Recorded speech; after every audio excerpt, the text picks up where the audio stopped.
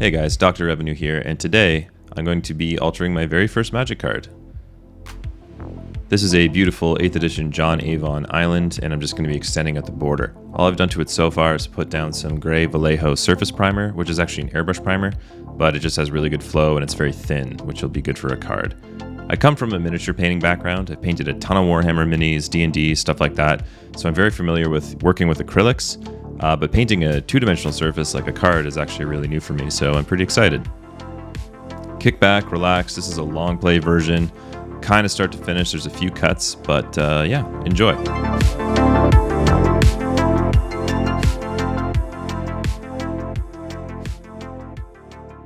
To start, I'm just going to be blocking in the border with a blue color, just because the majority of this card is going to be blue. I'm using kind of a mid-tone blue, nothing too dark, nothing too light. It's going to take a few coats to get it really solidly blocked in, but I just want to establish that color and then end up painting over it.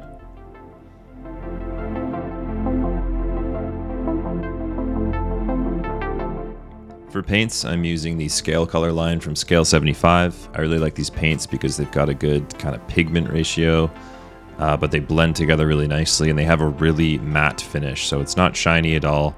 The finish of a Magic card is generally more of a satin, so it's not gloss, but it's not matte, but I tend to seal up everything I do with a satin varnish, so it should be pretty uniform at the end.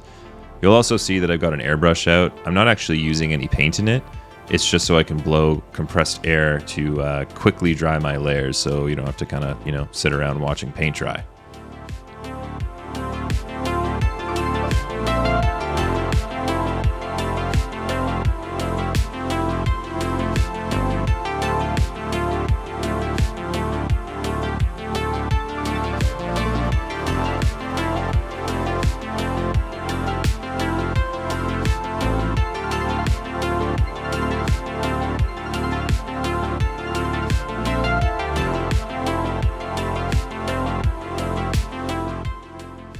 For the bottom portion of the card, I'm going with a bit more of a darker blue just because I'm actually going to try to blend this into black to the base of the card. So not necessarily a true full art, but I just want there to be a kind of nice blend when we get to the actual art portion of the card.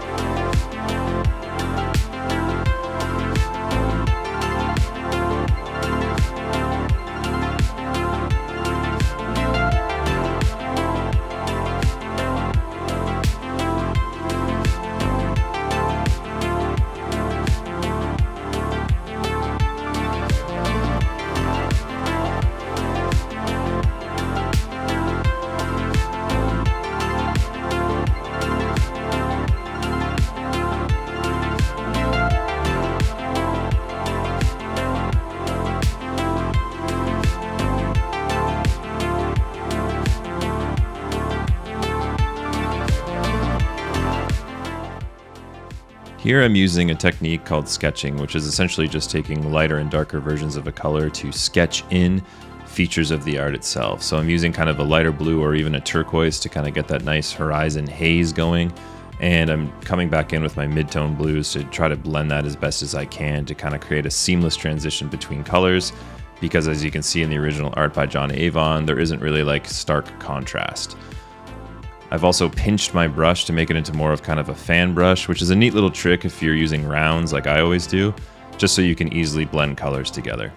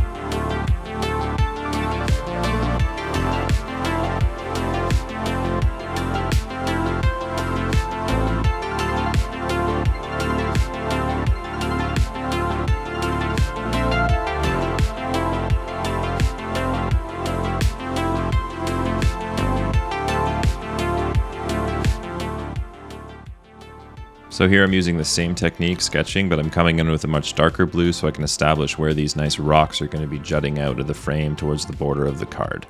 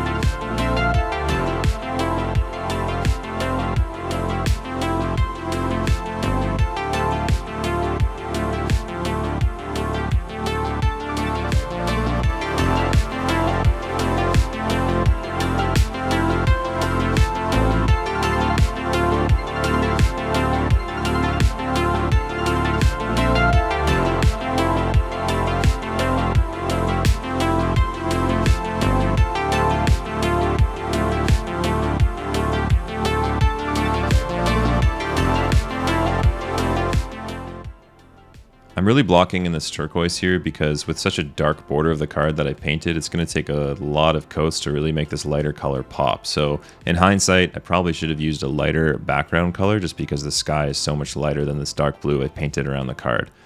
Generally speaking, with acrylics, it's smart to use multiple thin coats, but here I'm using a technique that's called wet blending, or some people use two brushes and it's called two brush blending, but really that just means that I'm laying on the paint kind of thick, but that way it stays wet for longer, and I can come in with another color and kind of smush them into each other to try to create more of a seamless transition.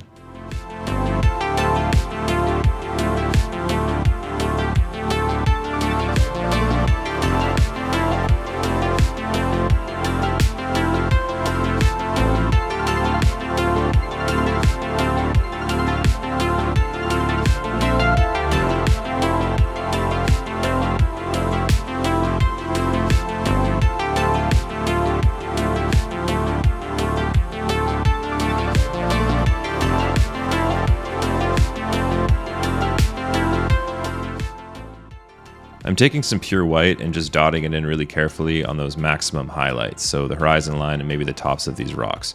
You want to be a little careful when you come in with pure white just because it is a maximum highlight, which means that on a canvas or model or whatever you're painting, you can't really go any brighter than pure white. So it's pretty smart to go in with it a little stingy. You can see I'm using a much smaller brush here. I think it's a size 1 or a size 0, and I'm just getting the paint right on the tip of the brush just so I can be really careful with it. A little goes a long way.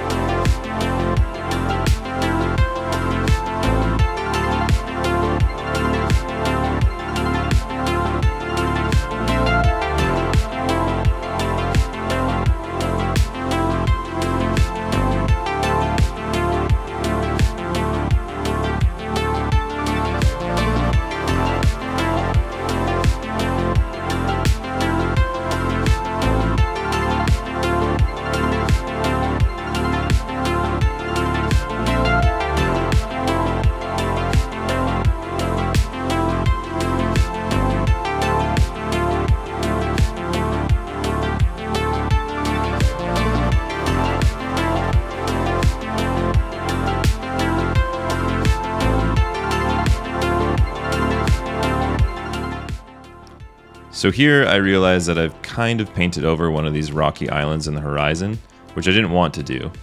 So I'm coming in with a darker color just to kind of punch it back in, and I'll paint over it again just to make it really in the background and have these nice wisps maybe going in front of it.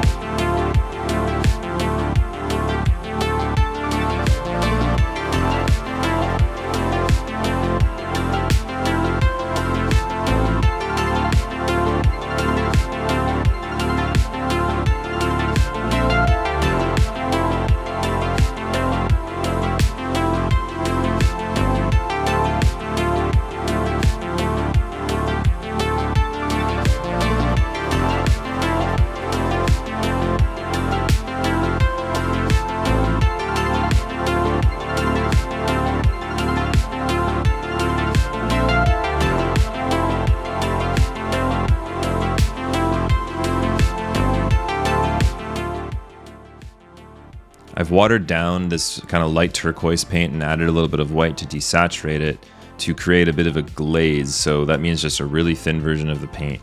And what I'm trying to do is really kind of try to fuzz that edge of the card to make it look like it's a kind of seamless transition between the original art and my alter.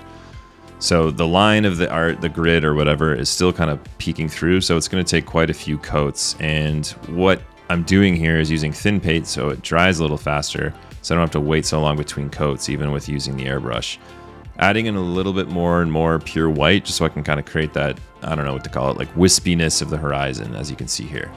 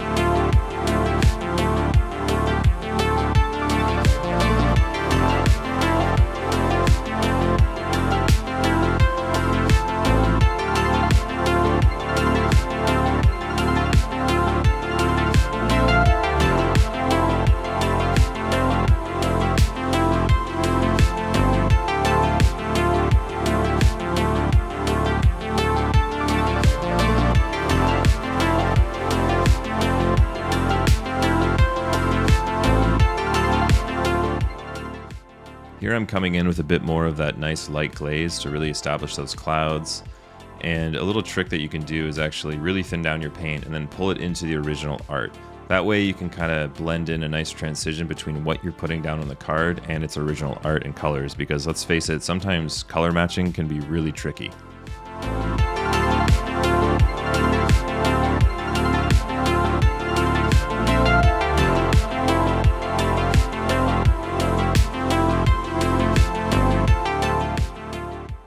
Here's actually a good example of this. I'm taking this really nice, rich sky blue color and I'm painting it or glazing it onto the original card art. Then I basically wet my brush, and with the bristles still damp, I just kind of pull it into the art and tint the sky to be a little bit more rich in blue. But that way you can see that it kind of creates more of a convincing transition between what I'm painting on the card and its original art. The sky is still blue, it's just, you know, a different blue.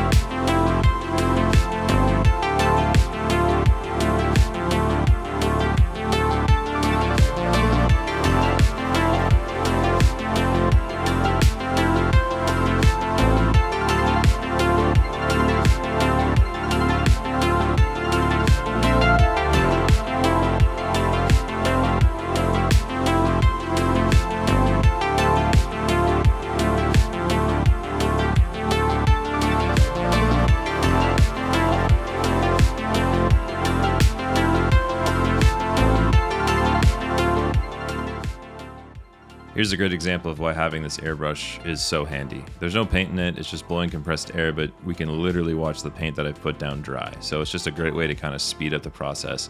You can achieve this as well if you have a hair dryer next to you, and that way it's actually blowing warm air to make that paint dry even faster.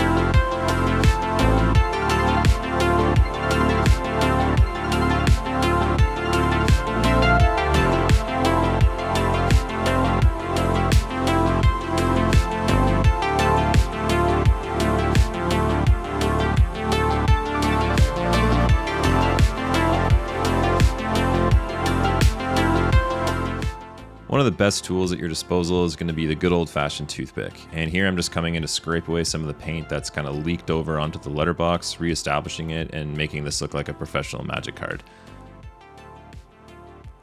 Definitely do this before you end up varnishing the card, just because the more layers that are on the card itself, the harder it is to pull things up uniformly. So if it's thicker, you can kind of risk pulling up way more layers than you wanted to, and going in to kind of retouch up the card after a certain point really sucks, especially if your paints are nicely blended together.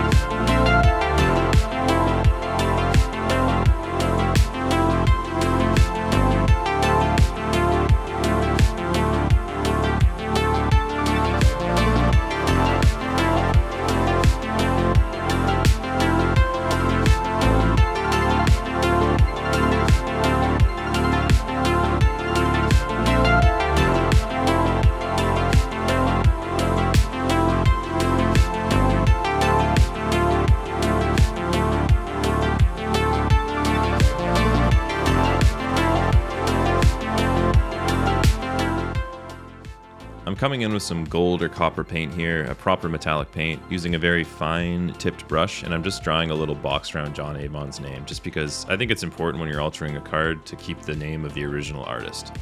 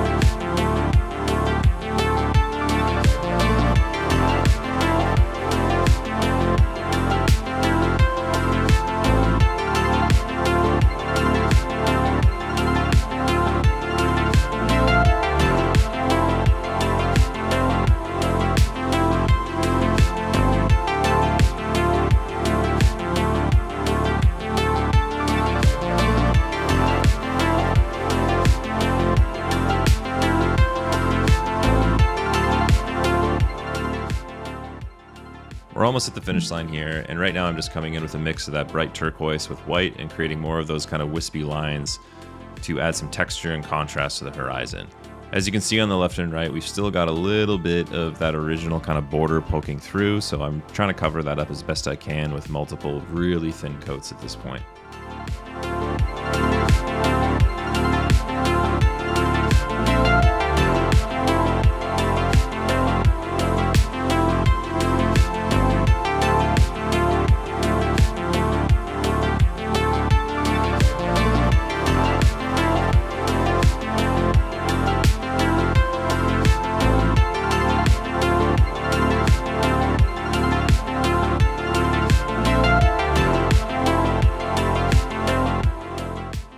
Before, we talked about pure white being your maximum highlight. The same, or actually the opposite, goes for pure black. It's your maximum shadow. So here I'm coming in with it really sparingly. I'm just making little dots on these rocks to really pump the contrast and try to emulate what John Avon did with the original rocks in this art.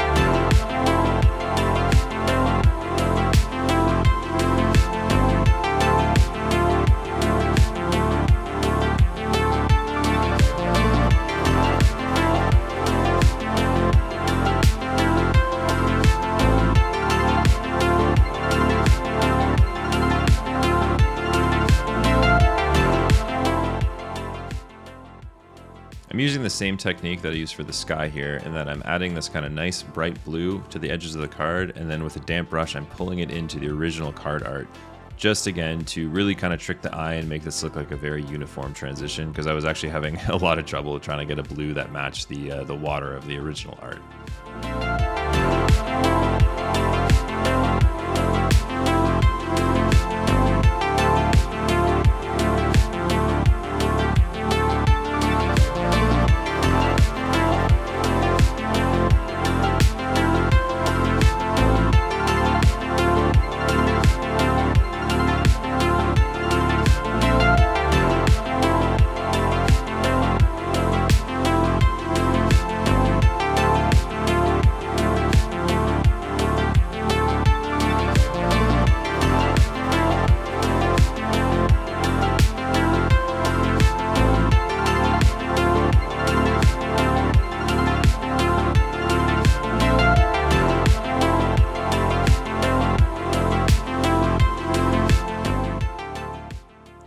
Now there's actually something in this airbrush, which is that satin varnish that I first talked about. So with multiple thin passes, I'm just going to shoot some of this onto the card, and then without pulling the trigger of the airbrush back, I'm just blowing air on it to help it dry.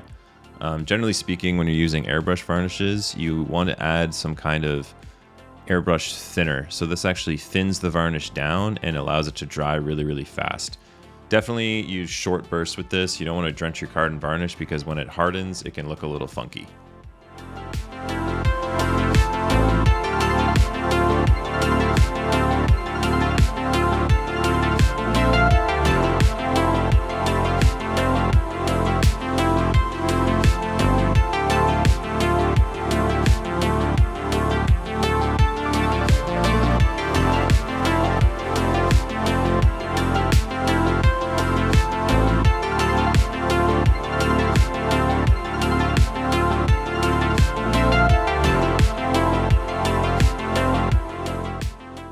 I tend to put down quite a few layers of varnish just because I'm putting it on thin, and also I really want the paint that I put on this card to stay protected. Acrylics tend to be kind of fragile, very easy to scrape off, so if this is going in and out of a sleeve, the last thing I want is for this paint that I've spent so much time putting on to get pulled off in a second. Also, I can confirm that once this goes into a sleeve, it feels completely normal like any other Magic card. And here we have it, the original on the left, my altar on the right. For a first dab, I'm pretty happy with this. I've got paint all over my hands, but yeah, I'm really excited to put this in a deck and get it onto the battlefield. Thanks so much for watching.